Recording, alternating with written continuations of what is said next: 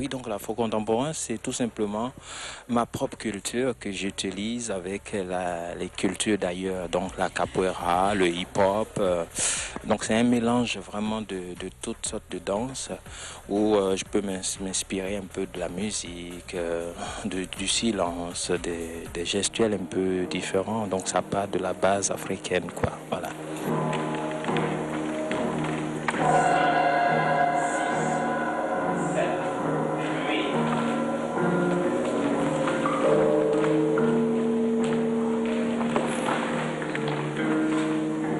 La danse africaine, c'est déjà des danses traditionnelles qui sont puisées en tout cas dans la terre, dans la nature, dans plein d'autres choses, donc les croyances un peu, la danse de la trance. Et donc quand on sort de ce côté-là et que on fait un mélange avec la culture d'ailleurs, donc je m'inspire un peu aussi du contemporain pur ou du modern jazz. Quand on sort un peu la danse de son contexte, forcément ça va donner un mélange, donc l'afro-contemporain, mais la danse traditionnelle sort de son milieu naturel. Donc voilà, ce n'est plus des danses sacrées, ça va tout simplement être des danses de réjouissance, une manière de vivre, de se ressentir et de sortir ses émotions.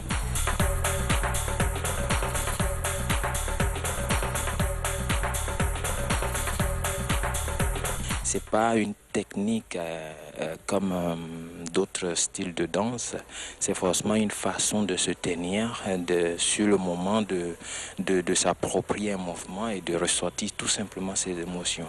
Bien sûr, il y a un prof qui est devant et qui montre quelques bases, donc la façon de chuter, la façon d'emmener un mouvement à un autre. Mais on peut danser sans avoir une technique.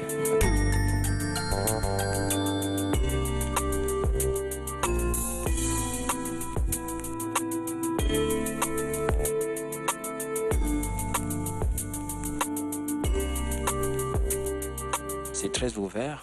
À tout moment, les gens peuvent venir assister à un cours et puis il n'y a pas d'engagement, juste voir et puis pouvoir partager juste le temps d'un cours ensemble. C'est possible.